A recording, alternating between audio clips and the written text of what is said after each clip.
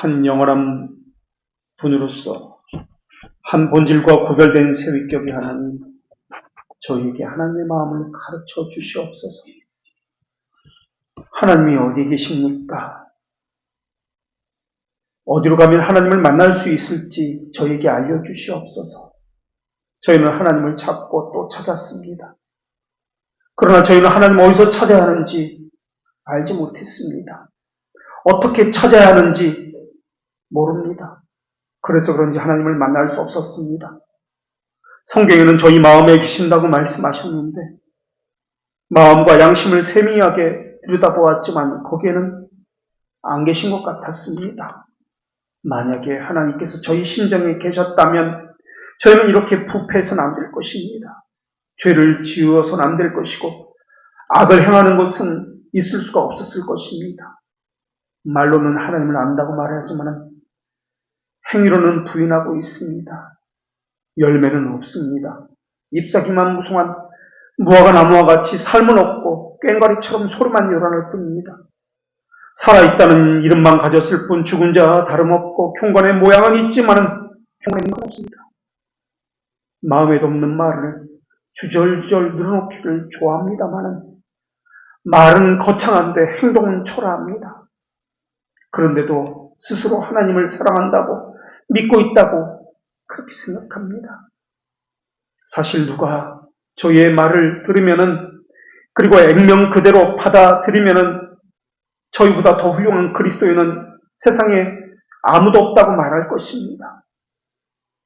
입으로 은혜를 말하지만은 삶으로는 은혜를 부정하고 있는데도 말입니다. 입으로는 믿음을 말하지만은 믿음에는 반드시 수반되어야 할 부재가 없는데도 말입니다. 다른 사람에게는 올바른 신학을 요구하지만은 저희는 올바른 순종이 없습니다.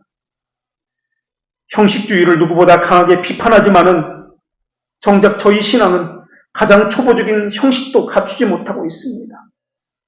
저희는 바리새인과 율법주의를 비난하지만은 저희 삶은 바리새인보다 나을 것이 하나도 없습니다. 거룩한 주님이시여, 저희가 어디서 어떻게 주님을 발견할 수 있는지 알려주시옵소서. 저희 심정에 안 계시면 어디서 주님을 찾을 수 있는지 알려주시옵소서. 저희는 어디서 하나님을 만날 수 있습니까? 어디서 하나님의 말씀을 들을 수 있습니까? 어디로 어떻게 가야 주님의 거룩한 빛에 다다를 수 있습니까? 저희는 하나님을 단 한 번도 본 적이 없습니다. 그러한 저희가 어떻게 해야 하나님을 알아볼 수 있으며 어떻게 해야 단 한 번도 하나님의 음성을 들어보지 못한 저희가 하나님의 음성을 들을 수 있으며 들어도 어떻게 그것이 하나님의 말씀이다라는 것을 알 수가 있습니까? 혹시 저희 안에 더럽고 추악한 것이 있어서 주님께서 저희와 함께하지 않는 것은 아닙니까? 아니면 혹시 저희는 하나님의 자녀가 아니라 버려진 자들, 유기된 자들은 아닙니까? 저희는 하나님으로부터 멀리 추방당한 그런 사람은 아닙니까? 그것이 아니라면 하나님의 얼굴로부터 멀어진 저희가 어떻게 해야 하나님을 만날 수 있습니까? 심장에 무리가 가도록 주님을 찾고 또 찾았지만 만날 수가 없었습니다. 이제는 정말 주님을 만나고 싶습니다. 마음을 졸이면서 하나님을 기다리고 싶습니다. 이제는 저희 힘과 능력으로는 하나님을 만날 수 없사오니 인자하신 하나님께서 저희를 만나 주시옵소서. 입으로만 고백하는 거짓 신자가 아니라 하나님을 만나 교제하고 하나님을 즐거워하고 기뻐하는 자들이 되기를 원합니다. 하나님의 나라와 권세와 영광이 주님께 있음을 체험하여 알게 하여 주시옵소서. 말씀으로 오신 예수 그리스도의 이름으로 기도합니다. 아멘. 하나님께서 우리에게 주시는 말씀은 신약성경 사도행전 26장 28절의 말씀입니다. 하나님의 말씀을 봉독합니다. 하나님의 말씀을 경청하십시오. 아그리빠가 바울에게 이르되 내가 적은 말로 나를 권하여 그리스도인이 되게 하려 하는도다. 아멘. 믿음은 성령 하나님의 사역입니다. 믿음의 결과는 회개입니다. 그리고 믿음의 혜택은 칭의, 선행, 견인, 그리스도인의 자유, 예정, 부활과 연결되어 있습니다. 그래서 그 믿음이 참된 믿음이라면 믿음의 결과인 회개가 그 사람에게 나타날 것이고 믿음의 혜택인 칭의, 그러니까 죄대로 용서, 선행, 견인, 그리스도인의 자유, 기도, 예정, 부활에 대한 소망과 같은 것이 나타날 것입니다. 그래서 이 7가지 측면을 통해서 자기가 가진 믿음이 어떤 믿음인지를 살펴보아야만 합니다. 그 중에서 오늘은 믿음의 혜택인 부활과 연결되는데 부활의 소망을 갖고 있다 할지라도 거짓 그리스도인일 수 있다는 것을 사례 9번째인데 이것을 나누도록 하겠습니다. 천국에 대한 소망이 있어도 거짓 그리스도인일 수 있습니다. 그 이유는 먼저도 말씀드렸듯이 참된 믿음을 가졌다면 다른 7가지 측면과 함께 고려해야 하기 때문에 그렇습니다. 우선 그 사람이 하나님의 사람이라면 믿음의 결과인 회개가 있어야 합니다. 이것부터 믿음이 시작하기 때문에 그렇습니다. 부활에 대한 소망도 마찬가지입니다. 회개에 대한 점검으로부터 시작되어야 합니다. 여기서 회개는 말의 회개가 아니라 삶의 회개입니다. 조셉 얼라인은 이 청교도는 회심이라는 저서에서 회개는 낡은 건물을 뜯어 고치는 것이 아니다. 다 허물어 새로운 건물을 짓는 것이라고 이야기했습니다. 사람의 마음과 몸과 삶 전체 행동을 다 뜯어서 새롭게 변화시켜 새롭게 짓는 것이다 라고 이야기했습니다. 회개는 부분적인 것, 일시적인 것이 아닙니다. 완전히 다 허무는 것, 다시 새롭게 세우는 것이 회개입니다. 회개는 2가지 것으로 이루어집니다. 하나는 부분적인 것인데 말씀에 의해서 이루어집니다. 이 설교 말씀은 하나님께서 회개를 위해서 사용하시는 도구입니다. 그러니까 설교의 목적이 무엇입니까? 우리의 마음을 기쁘게 하고 즐겁게 하는 것이 아닙니다. 회개를 달성하게 하기 위한 것. 이게 설교의 목적입니다. 그래서 성경에서는 이 설교 사역, 복음 사역을 망치와 불에 비유했습니다. 망치라고 하는 것은 마음을 부순다는 개념입니다. 다 깨트려 강팍한 마음, 완고한 마음을 바위와 같은 견고한 마음을 깨트려 부수는 것. 이것이 복음 사역이라고 이야기합니다. 또 불에 비유합니다. 불은 마음을 녹이는 사역을 합니다. 그래서 참된 교회의 표징은 첫 번째 표징이 순전한 말씀 선포입니다. 이것이 되지 않으면 참된 교회가 될 수가 없습니다. 순전한 말씀 선포라는 것은 설교자가 바르게 전한다는 뜻만 있는 것이 아닙니다. 설교자만 바르게 전하는 것에 해당된다면 아무도 없는 산이나 들에 가서 혼자 전해도 참된 교회가 될 것입니다. 그것이 아닙니다. 순전하게 듣는 회중이 있다는 말입니다. 이게 참된 교회의 표징 첫 번째입니다. 아무리 사람이 많이 있다 할지라도 또 많은 설교를 들었다 할지라도 그 말씀을 보존하지 못하고 다 흘러서 버리게 된다면 이것은 참된 교회가 아닙니다. 그들은 하늘나라의 빛을 꺼버린 사람들이라고 불려야 할 것입니다. 그래서 말씀에 순종하는 교인과 참된 교회는 분리가 되지 않습니다. 그리고 회개의 2번째 요소는 첫째가 순전한 말씀 선포라면 2번째 요소는 성령에 의해서 이루어지는 것을 이야기합니다. 설교자는 그런 의미에서 피리와 나팔 소리에 불과합니다. 아무리 말씀을 바르게 전했다 할지라도 그 말씀을 효력 있게 만드는 것은 사람이 아니라 그 말씀과 함께 역사하시는 성령 하나님이십니다. 사도행전 10장 44절에서 베드로가 이를 말할 때 성령이 말씀을 듣는 모든 사람에게 내려오시니 라고 기록하고 있습니다. 아무리 베드로가 바울이 하나님의 말씀을 바르게 전했다 할지라도 그 말씀을 들은 사람들 가운데 어떤 사람들은 이를 갈면서 설교자를 죽이려고 했습니다. 오늘 본문의 아그리빠 왕이나 벨리스 총독 같은 사람은 2년간이나 하나님의 말씀을 바울에게서 직접 들었지만은 이들은 유사 그리스도인이라고 불리게 됩니다. 순전한 말씀도 중요하지만은 더 중요한 것은 성령 하나님의 호흡과 역사입니다. 그런 어떤 사람들은 그 설교가 자기에게 와닿지 않습니다. 그 이유는 무엇 때문에 그렇습니까? 성령님의 은총이 부어지지 않았기 때문에 그렇습니다. 아무리 바울이 말씀을 전하면 무엇합니까? 아무리 훌륭한 선지자가 하나님의 말씀을 전하면 무엇합니까? 성령님의 역사가 없으면 여전히 완고하고 강팍해지는 것만 더할 것입니다. 그래서 어떤 사람은 말씀에 의해서 더욱 선해지고 더욱 부드러워지는데, 수용성이 있어지는데, 어떤 사람은 더욱 강팍해지고 더욱 완고해집니다. 말씀이 그렇게 같은 말씀이라 할지라도 다르게 역사하는 이유는 하나님의 성령이 그 사람으로 하여금 말씀을 순전하게 받아들이도록 그 사람의 양심을 감동시키기도 하고, 어떤 사람의 양심에는 감동시키지 않았기 때문에 그러합니다. 그래서 성령 하나님은 성령의 거룩하게 하심, 또 성령의 새롭게 하심으로 불려지고 있습니다.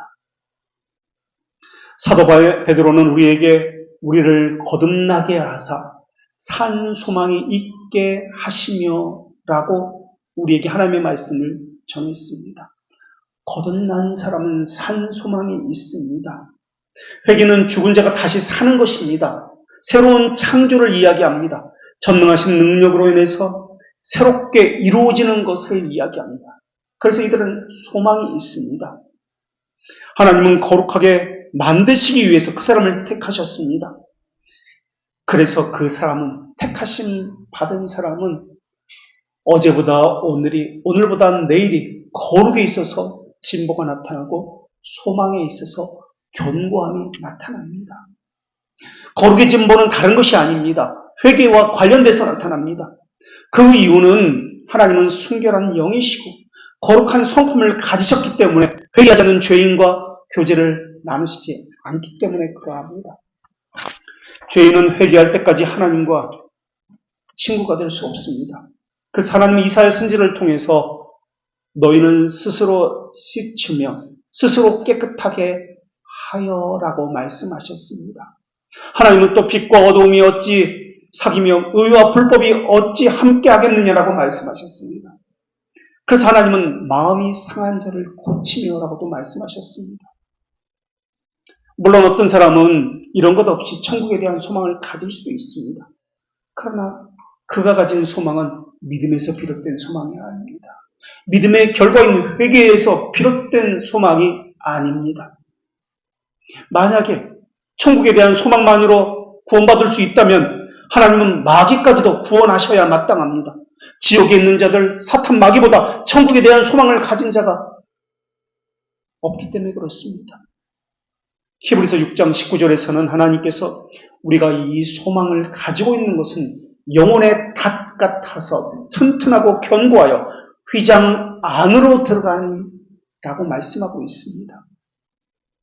소망을 가지고 있는 자들은 휘장 안으로 들어간다라고 하고 있는데, 그런데 그 소망이 참된 소망이라면 네 가지 측면을 가지고 이야기해야 합니다. 이 중에서 어느 하나라도 빠져버리면 천국에 대한 소망은 거짓 소망입니다. 첫째, 참된 소망이라면 먼저 말씀드렸듯이 마음을 정결하게 하고 죄를 제거하고자 하는 소망이 있습니다. 요한일서 3장 3절에서는 주를 향하여 이 소망을 가진 자마다 어떻게 한다고요? 하나님의 깨끗하심과 같이 자기를 깨끗하게 하느니라 라고 말씀하고 있습니다. 참된 소망을 가졌습니까? 그렇다면 하나님을 본받아 자기를 깨끗하게 합니다. 하나님은 어둠과 함께 할 수 있는 분이 아니기 때문에, 죄와 가까이 할 수 있는 분이 아니기 때문에 그렇습니다. 그래서 그 사람이 가진 천국에 대한 소망이 참된 소망이라면 하나님의 깨끗하심 같이 자기를 깨끗하게 합니다. 두 번째로 참된 소망은 마음의 기쁨, 꿈과 기대를 가득 찬 소망을 가지고 있습니다. 로마서 5장 2절에서 이렇게 말씀하고 있습니다.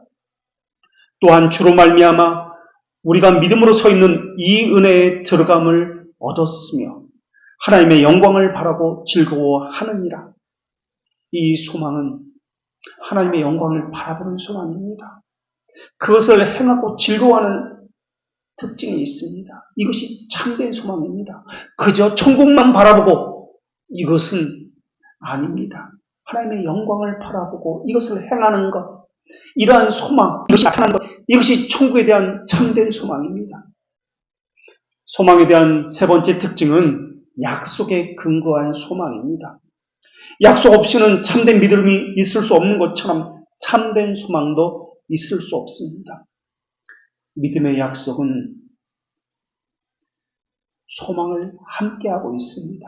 약속의 성취를 바라보는 것이 소망입니다. 믿음은 믿음의 진실성을 신뢰하고 소망은 소망의 선한 결실을 기다립니다. 여러분에게서 회심이 나타나고 거룩의 진보가 나타나고 죄를 죽이기를 힘쓰기는 것이 나타나는 것, 이것이 우리 교회가 가진 소망입니다. 이 교회가 거룩으로 충만하고 거룩의 지경이 넓혀지는 것, 이것이 우리에게 주신 하나님께서 원하시는 사명입니다.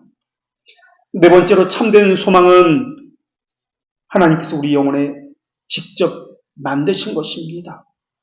하나님은 소망의 대상일 뿐만 아니라 소망의 창시자라고 불려지기 때문에 소망의 하나님이라고 불려집니다. 로마서 15장 13절에서 이렇게 말씀하시는데 소망의 하나님이 모든 기쁨과 평강을 믿음 안에서 너희에게 충만하게 하사 성령의 능력으로 소망이 넘치게 하시기를 원하노라 라고 했습니다. 성령님은 소망이 우리 안에 넘치게 하십니다. 그 소망이 말하고자 하는 것이 무엇입니까? 깨끗하게 함, 하나님의 영광을 기대함, 하나님의 약속을 붙드는 것, 넘치는 소망으로 이러한 것들을 참됨으로 증명하는 것입니다. 우리가 이 소망을 가지고 있다면 영혼의 탑 같아서 튼튼하고 견고한 휘장 안으로 들어갈 수가 있습니다. 이것이 정상적인 소망이고 참된 소망입니다. 그런데 이런 참된 소망에 근거하지 않는 허망된 소망도 있습니다. 이것은 거짓된 불경건한 소망입니다. 그런데 사람들은 진짜 다이아 반지를 끼는 것보다 가짜 반지를 더 많이 끼고 다니는 것처럼 참된 소망보다도 거짓되고 헛된 소망을 더 품고 살고 있습니다. 자기는 구원받은 사람이라고 착각합니다. 천국에 대한 소망이 있다라는 것을 가지고 자신은 참된 그리스도인이라고 생각합니다.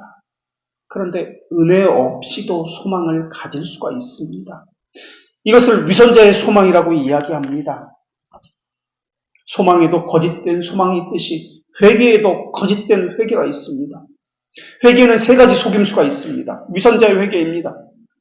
회개의 속임수 첫 번째는 율법적인 공포 때문에 하는 회개입니다. 한 사람이 오랫동안 죄 가운데 지내왔다고 생각을 해봅시다. 그런데 그 사람이 강권적으로 역사에서 그 사람이 얼마나 지금까지 죄를 많이 저었는지를 깨닫게 해주셨습니다. 그때 그 사람은 충격을 받고 고뇌 가운데 빠지게 될 것입니다. 밤잠을 자지 못하고 고통과 양심 찔린 가운데 몸부림을 치게 될 것입니다. 그러다가 시간이 어느 정도 지나면 그 양심의 폭풍도 먹게 될 것입니다. 그때 그 사람은 죄의 쓰라림을 느꼈기 때문에 나는 회심자가 맞다라고 결론을 내리는 경우가 많이 있습니다. 이것은 회개가 아닙니다. 왜 회개가 아닙니까? 양심의 찔림은 있고 공포는 있었지만, 두려움은 있었지만 삶의 변화가 전혀 없었기 때문에 그렇습니다. 천국에 대한 소망도 마찬가지입니다. 이 세상이 싫습니다. 힘듭니다. 지옥 갈까봐 두렵습니다. 그래서 갖게 되는 천국에 대한 소망도 있습니다. 자신이 얼마나 고통받았는지 이것을 가지고 천국을 이야기합니다. 자신이 얼마나 양심이 찔렸는지 이것을 가지고 천국에 갈 수 있다라고 생각을 합니다. 이런 사람이 갖는 천국에 대한 소망은 거짓된 소망입니다. 양심에 대한 찔림, 율법적인 공포 때문에 갖는 천국에 대한 소망은 참된 소망이 아닙니다. 참된 소망은 무엇입니까? 하나님을 사랑하면서 오는 소망이어야 합니다. 그곳에 그분이 계시기 때문에, 사랑하는 그분이 계시기 때문에 그분과 교제를 나누고 싶은 데서 오는 갈망에서의 소망이 참된 소망입니다. 이 세상에서 하는 하나님과의 교제는 불완전합니다. 완성되지 않는 교제입니다. 또 수많은 방해 그리고 속임이 주위에 도사리고 있습니다. 그래서 참된 소망을 가진 사람은 이 땅에서도 자신을 깨끗하게 할 뿐만 아니라 하늘에 계신 하나님을 바라보면서 천국을 소망합니다. 천국을 소망하는 것이 아니라 하나님과 교제를 소망하기 때문에 하나님을 소망하고 천국을 소망하는 것입니다. 그래서 이 땅에서의 교제가 더욱 단단해지길 원해서 견고해지고 계속 이어진다는 측면에서 천국에 대한 소망을 갖고 있는 것입니다. 이것이 참된 소망입니다. 회개의 속임수 두 번째는 죄를 안 짓겠다고 결정하는 성급한 결심에서 오는 것입니다. 사람은 결심을 하고 맹세를 할 수 있습니다. 그러나 진정한 회개는 아닐 수 있습니다. 죄를 짓지 않겠다고 결심하는 이유는 현재 겪고 있는 곤고함 때문에 그럴 수 있습니다. 죄를 통해서라기보다는 죄가 고통스럽기 때문에 회개하는 것입니다. 결심하는 경우입니다. 이러한 결심은 자기의 상황이 바뀌면, 고통이 사라지면 곧바로 사라져버리기 때문에 그렇습니다. 이것처럼 천국에 대한 소망도 이 땅에 사는 것이 너무 힘겨워서 고통스럽기 때문에 천국에 대한 소망을 가질 수 있습니다. 이것은 거짓 소망입니다. 그들이 아는 천국에 대한 소망은 이 땅에서의 고통을 잊기 위해서 하는 소망일 뿐입니다. 참된 소망은 죄와 싸우고 더 정결해지고 순결해지기 위한 소망에서 나온 소망입니다. 그것 때문에 천국을 소망하는 소망이 참된 소망입니다. 또 어떤 사람은 죽음과 지옥이 어떤 것인지 잘 알고 있습니다. 그것 때문에 천국을 소망하는 사람이 있습니다. 죄인이라면 심판대 앞에 서야 한다는 것을 알고 있습니다. 그래서 그것을 피하기 위해서 무슨 지진들을 못하겠습니까? 무슨 맹세인들을 못하겠습니까? 병상에서 다급한 상황에서 그 상황을 모면하려고 다급한 맹세를 하곤 합니다. 그 사람의 맹세는 그 자리를 벗어나기 위한 맹세일 뿐입니다. 잠시 후면 죄를 사랑하는 마음이 그 맹세를 압도해버립니다. 그리고 자기가 한 말에 대해서 부정을 해버립니다. 단지 그 상황을 모면해보려고 어쩔 수 없이 맹세한 것이라고 이야기합니다. 폭풍과 잠잠해지면, 소멸해지면 이 성급한 결심은 결국 예전의 모습으로 돌아갑니다. 천국에 대한 소망도 자기 상황에 다급함에서 벗어나기 위해서 하는 경우가 많이 있습니다. 이것도 거짓 소망입니다. 회개의 속임수 세 번째는 어떤 죄는 버리고 어떤 죄는 붙들 수가 있습니다. 죄를 포기할 수 있지만은 회개함 없이 그리할 수 있습니다. 어떤 죄는 포기하지만은 어떤 죄는 간직하기 위해서 다른 죄는 포기할 수 있습니다. 헤롯은 많은 죄를 포기했습니다. 그러나 많은 죄를 포기했지만은 근친상간의 죄에서 이것을 붙들기 위해서 다른 죄는 포기했습니다. 새 죄를 맞이하기 위해서 옛 죄를 버린 것입니다.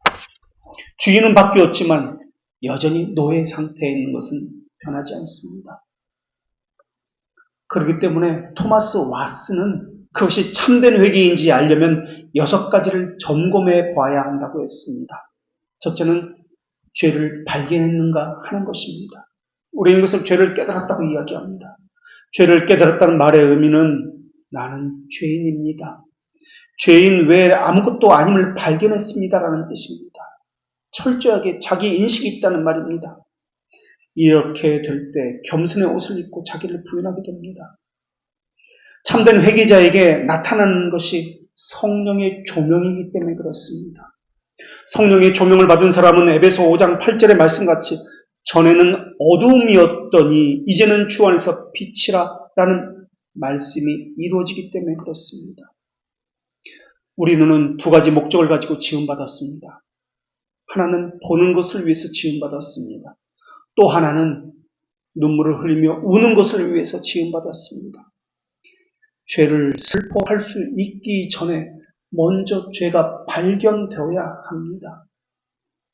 그래서 성령의 조명을 통해서 죄에 대한 인식이 있어야 그 다음에 죄에 대해서 슬퍼할 수 있고 눈물을 흘릴 수가 있습니다.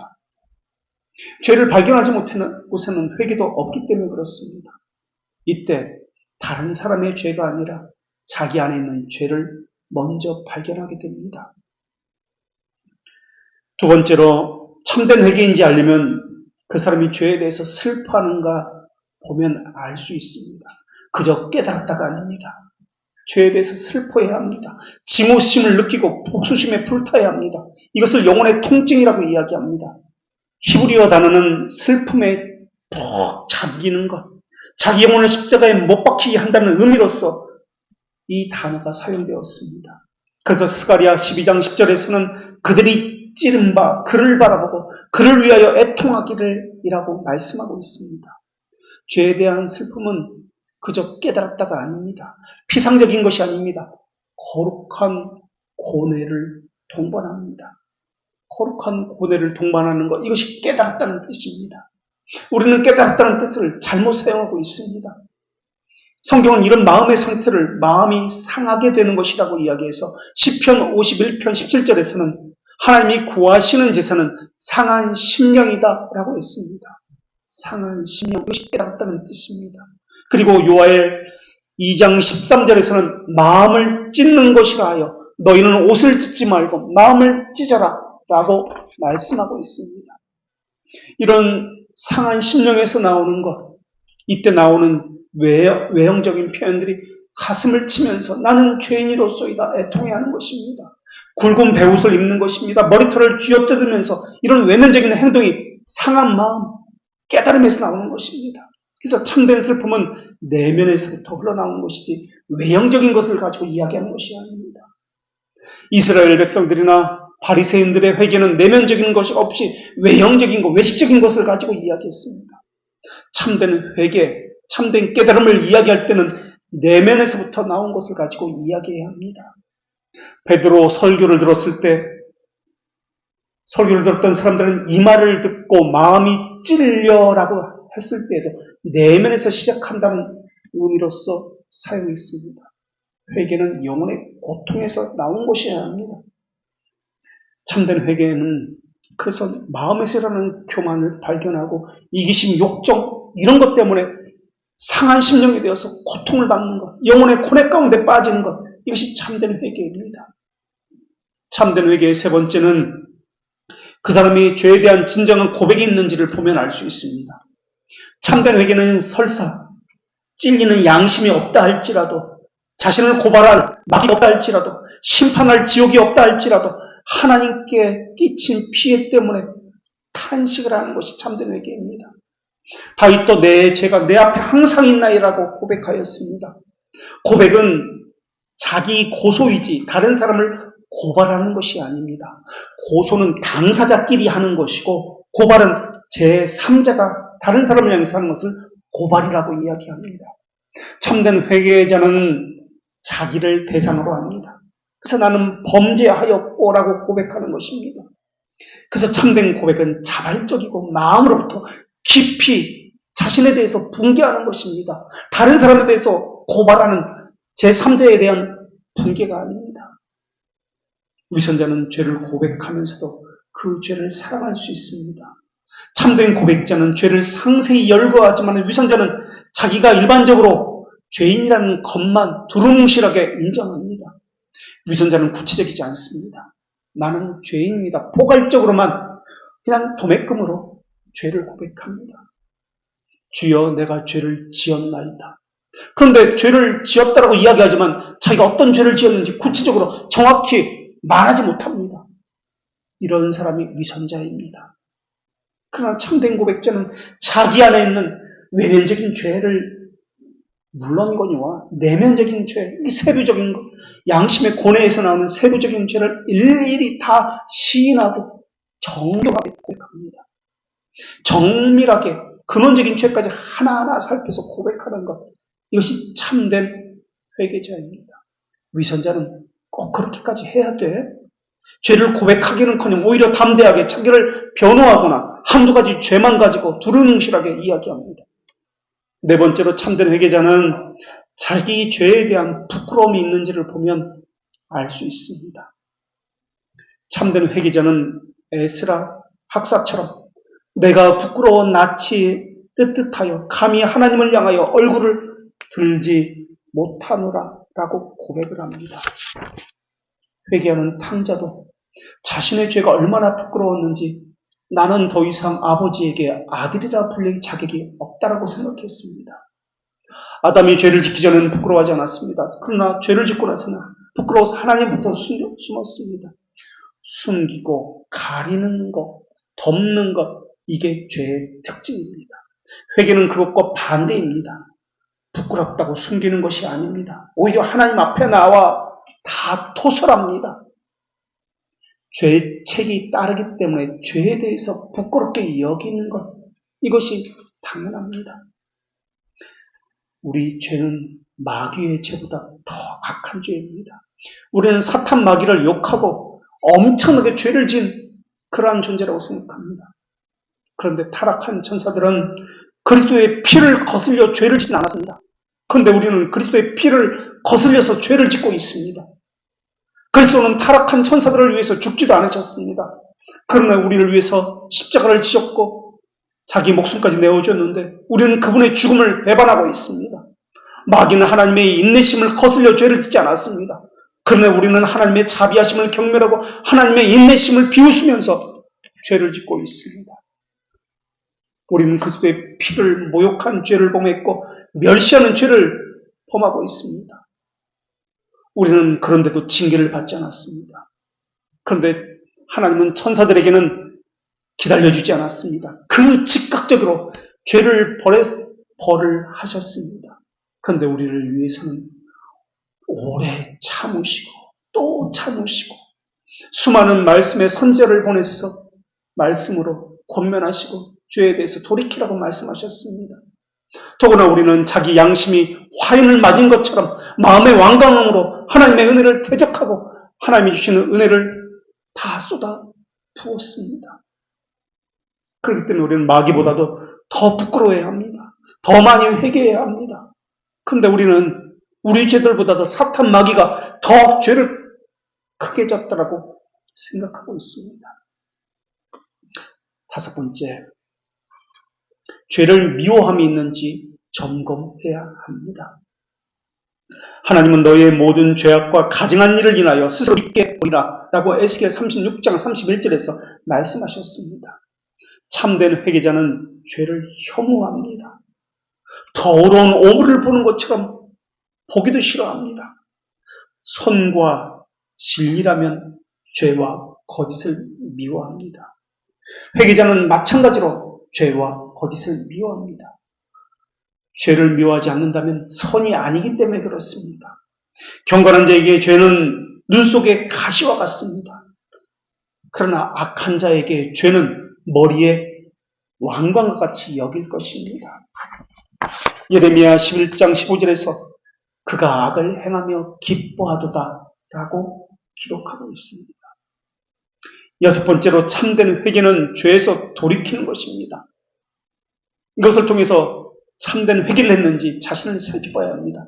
탕자는 자기 입으로 내가 하늘과 아버지께 죄를 얻었사오니 라고 고백을 하면서 거기서 그치는 것이 아니라 집으로 향해 걸어갑니다. 진실로 회개한 자는 특별히 앉아서 주님께 눈물의 제사를 드리며 아버지 집을 사모합니다. 그리고 사모하는 것을 그치는 것이 아니라 그 집으로 날마다 점점 돌아가면서 발길을 돌려 움직입니다. 참된 회개자는 자신의 불법을 빕니다. 자신의 자만, 죄에 대해서 눈물로 회개하며 받아주시기만 한다면, 아버지께서 받아주시기만 한다면 나는 아들이라 불릴 자격이 없으니까 아버지의 종이 되겠습니다. 이 집안의 종이 되겠습니다라고 고백을 하면서 아버지께 나아갑니다. 참된 회개는 이 6가지 중에 하나라도 빠진다면 그 회개는 참된 회개가 아닙니다. 회개와 마찬가지입니다. 천국에 대한 소망은도 마찬가지입니다. 자기 안에 있는 죄와 싸운다는 것을 전제로 천국을 바라보는 것입니다. 죄와 싸운다는 것을 빼어버리고 천국만 바라보는 것, 이것은 거짓된 것입니다. 거짓 소망입니다. 왜 천국을 바라봅니까? 그곳은 거짓이 없기 때문에 그렇습니다. 거짓을 가지고 거짓이 없는 곳에 갈 수가 없기 때문에 그렇습니다. 죄가 없고 거짓이 없기 때문에 천국을 바라보는 것입니다. 그렇다면 어떤 자가 천국에 들어갑니까? 죄를 먹고 마시는 자가 천국에 들어갈 수 있습니까? 아닙니다. 죄와 싸우는 자입니다. 이 땅에서는 완성은 없지만 완성된 천국을 바라보면서 이 땅에서 싸워나가는 것입니다. 천국을 생각한다고 모두가 천국에 들어가는 것 아닙니다. 천국은 거듭난 자들을 위한 곳이고 하나님의 자녀들을 위한 곳입니다. 하나님은 요한복음 3장 5절에서 누구든지 물과 성령으로 거듭나지 아니하면 하나님 나라에 들어가지 못하니라 라고 말씀하셨습니다. 거듭난 사람만, 중생된 사람만이 천국에 들어갈 수 있다는 말입니다. 천국에 들어갈 수 있는 자격이 무엇입니까? 거듭남입니다.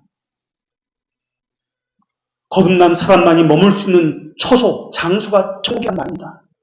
그러나 감사하게도 하나님은 천국을 먼저 만들어 놓고 거기에 들어갈 수 있는 자격자를 모집하는 것이 아니라는 사실입니다. 자격이 없는 자들을 불러 모아서 그들을 이 땅에서 훈련시킨다라는 것입니다. 천국에 들어가기에 합당한 자로 훈련시키는 것, 이것이 교회에서 하는 것입니다. 그럼 거듭나지 못한 사람들은 어떤 사람들입니까? 훈련을 싫어하는 자들은 어떤 자들입니까? 그들이 머무는 곳은 어떤 곳입니까? 불신자들의 영혼, 그들이 머무는 곳은 지옥 외에는 없습니다. 생각을 해보십시오. 가장 천국에 들어가고 싶은 사람들이 어떤 사람들이겠습니까? 사탄입니다. 지옥에 있는 자들입니다. 그런데 그런다고 들어갈 수 있는 건 아닙니다. 미련한 5 처녀는 지옥에 가고 싶다고 했던 사람들이 아닙니다. 천국에 가고 싶다고 했던 사람들입니다. 천국에 가고 싶다고 하는 것과 실제로 천국에 가는 것은 다릅니다. 성경에서 천국을 또 다른 말로 본향이라고 이야기합니다. 고향이라는 뜻입니다. 성도들이 원래 있었던 고향, 거듭나게 한 고향이라는 뜻에서 천국을 본향이라고 합니다. 그러니까 거듭남과 천국은 분리될 수가 있는 것이 아니라는 말입니다. 그래서 천국에 간다는 말은 원래 고향으로 간다는 말입니다. 하나님의 자녀가 원래 고향으로 갑니다. 그렇기 때문에 거듭나지 않은 사람은 회심할 수도 없습니다. 회심하지 않은 사람은 하나님의 자녀가 아닙니다. 그래서 천국에 들어갈 수가 없습니다. 거듭난 성도가 천국을 갈망하고 그것으로 돌아가려고 하는 것은 자연스러운 것입니다. 중생한 그 영혼에 각인되어 있습니다. 그래서 중생한 사람은, 거듭난 사람은 본향의 그 기억을 가지고 있기 때문에 그 본향에 대한 각인된 기억이 그의 마음을, 그의 의지를 일으켜서 정결해지고 깨끗해지고 하나님의 은혜를 사모하게 되고 하나님을 바라보면서 천국에 대한 소망을 일으키기 때문에 그렇습니다. 그래서 아브라함을 위시해서 히브리서 11장에서 믿음의 선진들을 이야기하면서 믿음의 선진들이 더 나은 본향을 사모하였더라 라고 말씀하고 있습니다. 거듭난 사람들의 본향이 그 연고지가 하늘에 있습니다. 그래서 거듭난 사람의 관심사는 하늘입니다. 거듭나야 천국에 들어갈 수 있다는 말의 의미는 하나님에게서 난 자라야 하나님 나라에 들어갈 수 있다는 말입니다. 하나님에서 난 자는 하나님에서 났다는 증거를 가지고 있습니다. 그 증거가 무엇입니까? 하나님을 사모한다는 증거입니다. 천국을 사모한다는 증거입니다. 하나님을 경외하고 하나님의 말씀을 사랑하고 자신을 깨끗하게 한다는 증거입니다. 이것을 가지고 있는 자만이 천국 나라에 합당한 백성입니다. 성경에는 이렇게 표현합니다. 전 재산을 팔아 천국을 샀다라는 표현. 마태복음 13장 44절에서 천국은 침노하는 자가 들어간다. 마태복음 11장 12절에서 마태복음 7장 21절에는 주의 뜻대로 행하는 자라야 들어갈 수 있느니라라고 말씀하고 있습니다. 그리고 부자가 천국에 들어가기가 낙타가 바늘구멍 들어가기보다 어렵다는 말씀들이 있습니다. 그만큼 거듭난 사람은, 하나님의 자녀는 하늘에 대한 소망을 가지고 있고 천국에 대해서 소중히 여긴다라는 의미입니다. 하나님을 소중하게 여기지 않는 사람이, 하나님의 말씀을 소중히 여기지 않는 사람이, 천국을 소중히 여기지 않는 사람이, 하나님의 말씀을 사랑하지 않는 사람이, 하나님이 세우신 교회를 자기 몸같이 아끼지 않는 사람이 천국에 들어갈 수 있다는 말은 성경 어디에도 없습니다. 이 땅의 교회가 무엇입니까? 하늘나라의 모형입니다. 그림자입니다. 이 땅에서 교회를 사랑하는 것은 천국을 사랑하는 것과 동일하다는 것을 성경에서 이야기하고 있습니다. 천국은 창세전부터 예정을 입은 사람에게만 허락된 곳이 천국입니다. 그런데 천국은 육체를 떠난 후에 들어갈 미래의 초소만 이야기하는 것이 아닙니다. 거듭난 영혼의 현재적인 초소라고 성경도 이야기하고 있습니다. 왜냐하면 완전한 것은 천국에서 이루어집니다. 그러나 이 땅에서도 모형과 그림자로서 하나님께서 거듭난 사람과 동행하기 때문에 그렇습니다. 하나님의 자녀는 완전한 나라는 아니지만 이 땅에서도 하나님의 나라를 맛보기로 삼고 살아가고 있기 때문에 그렇습니다. 그래서 성경 곳곳에서는 현재 완료형으로 이미 하늘에 안치었다라는 단어를 표현하고 있습니다. 골로새서 1장 13절에서는 그가 우리를 흑암의 권세에서 건져내어 그의 사랑하는 아들의 나라로 옮기셨으니라고 했고, 에베소 2장 6절에서는 하나님께서 또 함께 일으키사 그리스도 예수 안에서 함께 하늘에 앉히시니라고 했습니다.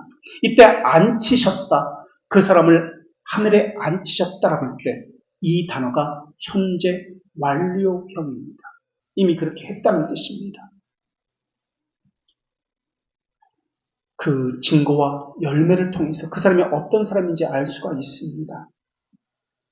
믿음의 열매는 그렇다면 무엇입니까? 다시 말씀드립니다만 7가지 측면에서 그 사람이 가진 참된 믿음이 어떤 것인지 알 수가 있습니다. 이렇게 거듭난 영혼을 현재적으로 표현해서 천국에 앉히셨다라고 합니다. 하나님께서는 하나님의 자녀, 거듭난 영혼을 안전하고 보호하신다는 뜻으로 천국에 앉히셨다라고 말씀하신 것입니다. 이 땅에 살고 있지만은 그 사람은 이미 천국에 앉혀진 사람이라고 하나님께서 약속하셨습니다. 우리가 가진 천국에 대한 소망은 어디서 나온 소망입니까? 어떤 소망인지 분명히 점검해 봐야 합니다. 하나님의 자녀로 부름받은 사람은 이 다음에 갈 천국에서가 아니라 이 땅에서도 하나님의 나라를 나타낼 명백한 증거를 가지고 있습니다. 왜 그렇습니까? 현재 완료형으로 이 땅에서도 천국에 앉혀졌다라고 하나님께서 말씀하셨기 때문에 그렇습니다. 고린도전서 10장 31절에서는 그러므로 너희가 먹든지 마시든지 무엇을 하든지 하나님의 영광을 위하여 하라라고 말씀하셨습니다. 먹고 마시는 것은 종교적인 문제가 아니라 일상의 문제입니다. 그런데 이 모든 것을 할 때 하나님의 영광을 위해서 하라고 했습니다. 이것이 말하고자 하는 것은 삶의 목적이 무엇이냐, 존재 이유가 무엇이냐라는 것을 말하고 있는 것입니다. 왜 살고 있습니까? 왜 직장에서 돈을 벌고 있습니까? 왜 그것을 하고 있습니까? 당신의 존재 이유가 무엇입니까? 그것이 그리스도적인 품성입니까? 그것이 새 사람을 온전히 나타내는 것입니까? 이것은 도덕적인 성품을 이야기하는 것이 아닙니다. 한 교회의 거룩한 지체로서 그리스도의 몸을 나타내야 합니다. 라는 것을 말하고 있는 것입니다. 내가 하나님의 나라에서 해야 할 의무가 무엇입니까? 하나님 자녀라면은 하나님의 나라를 형성해야겠다는 의식 가운데 살아가게 되어 있습니다. 하나님의 뜻이 하늘에서처럼 이 땅에서도 그리고 내게서도 이루어지는 것이 하나님의 나라, 즉 천국입니다. 하나님의 나라, 천국. 천국은 하늘나라는 말입니다. 이 말은 같은 말입니다. 하나님이라는 호칭을 쓸 수 없었던 마태복음에서는 하나님의 나라라는 단어를 쓰지 않고 하나님 대신 하늘이라고 썼습니다. 그래서 하늘나라라고 합니다. 그래서 천국이라고 씁니다.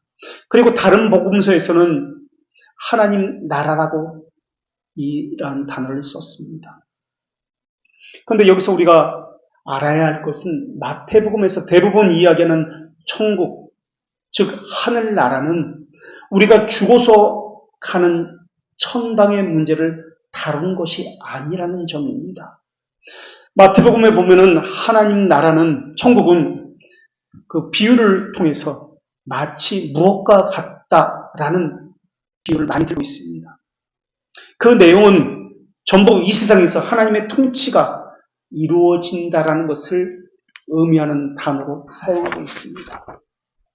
이 땅에서 하나님의 통치가 이루어집니다. 그래서 천국 백성은 이렇게 삽니다라는 것이 천국 비유입니다. 이것을 개혁교회에서는 신학상 은혜의 왕국이라는 말로 표현합니다. 라틴어로 레그눔 토텐티아이라고 합니다. 레그눔 토텐티아, 은혜의 왕국이라는 뜻입니다. 하나님의 왕국이지만 예수 그리스도께서 중보자로 왕권을 행사하시고 친히 다스리는 은혜의 왕국을 의미합니다. 이 은혜의 왕국에는 거듭나지 않은 사람은 단 한 명도 들어갈 수 없는 나라입니다. 이 왕국은 참된 백성들로만 구성된 그런 나라입니다.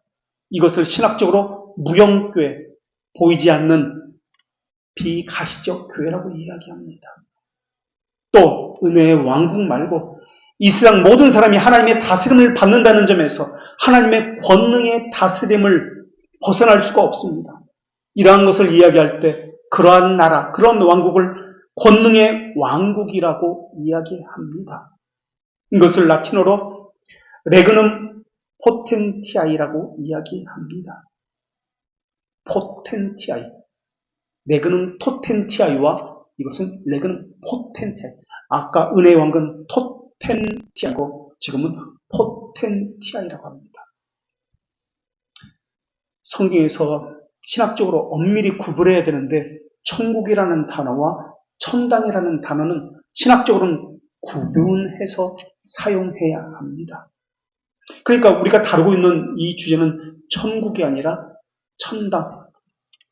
이 다음에 우리가 죽어서 가는 곳, 천당이라고 보시면 됩니다.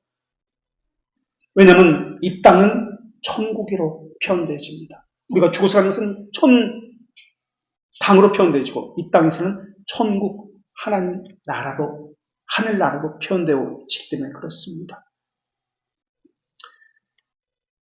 이 땅에서 이루어지는 것은 우리가 다음에 가게 될 세상과 연결되어 있습니다. 그러니까 천국에 대한 소망을 가졌다면 하나님 나라, 즉 천국과 연결되었다라는 말입니다. 그래서 이 땅에서의 삶과 하늘나라의 삶, 이것이 연결되었기 때문에 마음을 정결케 하지 않고도 천국의 소망을 가질 수 있습니다. 그러나 이것은 거짓 소망입니다. 그들은 내면이 온통 죄로 오염되어 있었을 겁니다. 온통 세상만으로 가득 차 있을 겁니다. 더 이상의 생각을 하지 않을 것입니다. 천국을 생각한다 할지라도 지금까지 말씀드렸던 거짓된 소망을 가지고 천국을 생각할 것입니다. 세상의 물질, 세상의 근심, 이것 때문에 천국을 소망할 것입니다. 세상과 구별된 삶을 강조했던 야고보의 조언을 이해하지 못할 것입니다.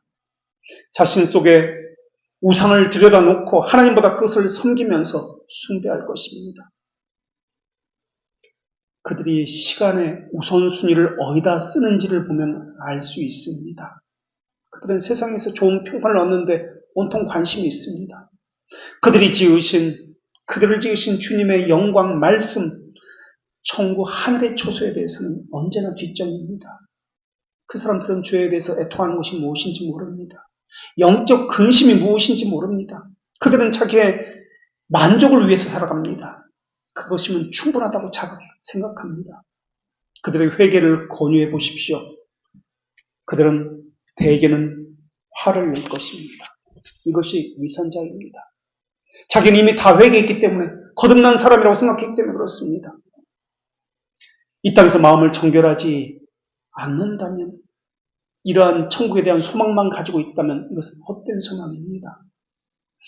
천국에서 성도들이 누리는 복락은 이 땅에서 바라는 약속의 열매와 다른 것이 아닙니다. 이 땅에서와 같은 성질의 것을 가지고 있습니다. 비록 이 땅에서는 부족하고 완전한 것이 아닙니다. 천국에서는 완전하고 완성된 온전한 것이지만, 그러나 그 질적인 면에 있어서 이 땅의 것과 서로 다른 것이 아닙니다. 그 사람이 아무리 천국을 소망한다고 할지라도, 구원을 바란다 할지라도 여전히 악을 행하고 있다면 결국 그것은 거짓된 천국에 대한 소망입니다. 그 사람은 하늘에 소망을 두고 있지만은 하나님의 기업으로 부름받은 사람이 아닙니다. 천국에 소망을 두고 있지만 그 사람은 최상의 선으로서 하나님을 사랑하는 사람이 아닙니다. 결국 그 사람은 하늘나라에 소망이 없는 사람, 기업이 없는 사람입니다. 요한복음 21장 27절에서 하나님은 분명히 이렇게 말씀하셨습니다. 무엇이든지 속된 것이나 가증한 일이나 또는 거짓말하는 자는 결코 그리로 들어가지 못하느니라. 속된 것, 과증한 것, 거짓말하는 자들은 천국으로 들어갈 수 없다라고 말씀하고 있습니다. 오직 어린 양의 생명책에 기록된 자들만 들어갈 수 있다라고 말씀하셨습니다. 그렇기 때문에 은혜에 대한 갈망이 없는 자들, 스스로 깨끗함이 없는 자들은 천국에 대한 소망을 아주 크게 가지고 있다 할지라도 그 소망은 거짓된 소망입니다. 마음을 정결하지 않고도 천국에 들어갈 수 있다고요? 거짓 그리스도인입니다. 천국의 소망을 가지고 있다면서 거룩에 힘을 쓰지 않고 죄를 짓고 지옥의 일을 행한다면 거짓 그리스도인입니다. 천국은 장소입니다. 성경에서 이보다 더 큰 진리는 없습니다. 히브리서 4장 9절에서 그러므로 하나님의 백성에게는 한 안식이 남아있도다라고 말씀하고 있습니다. 천국은 한 장소입니다. 만일 그리스도 안에서 우리가 소망하는 바가 오직 이생뿐이면 우리가 모든 사람 중에서 가장 비참한 자니라라는 말씀은 진리입니다. 이 세상은 그럼 무엇입니까? 천국을 바라보면서 천국의 모형으로서 그림자로서 영원한 삶을 위한 훈련 장소가 이생입니다. 계시록 14장 13절에서 하나님은 주님 안에서 죽는 자들은 복되도다 라고 말씀하셨습니다. 아담의 타락으로 이 땅에는 엉겅퀴 가시나무가 존재하게 되었습니다. 그래서 이 땅에 사는 사람들은 누구든지 쓴 잔을 마셔야만 합니다. 숨을 쉬는 숨마다 온갖 슬픔이 묻어나게 되어 있습니다. 우리가 살고 있는 이 세상은 고통으로 가득합니다. 그러나 천국에는 슬픔이나 고통이 없습니다. 우리가 맞서 싸워야 할 영적인 원수도 없습니다. 그곳에서는 더 이상 육신을 죽이는 일도 없습니다. 더구나 그곳에는 기도도 하지 않아도 될 것입니다. 더 이상 기도로 맞서 싸워야 할 악이 존재하지 않기 때문에 그렇습니다. 그곳에는 악과 유혹도 없을 것입니다. 천국은 참으로 복된 안식의 장소입니다.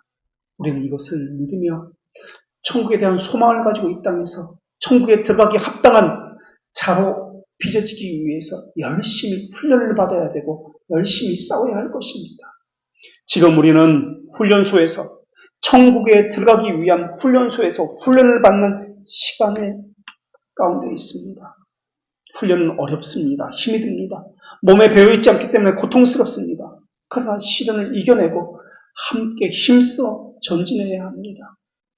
가나안 족속의 모든 전쟁이 끝나고 약속의 땅에서 편히 안식할 시간이 주어졌습니다. 마찬가지입니다. 천국에는 어떤 슬픔도 존재하지 않습니다. 눈물이 없으며 질병이나 연약함이며 부패함이 존재하지 않습니다. 애통함이 없습니다. 천국에는 내일에 대한 걱정 때문에 잠을 못 자는 일이 없습니다.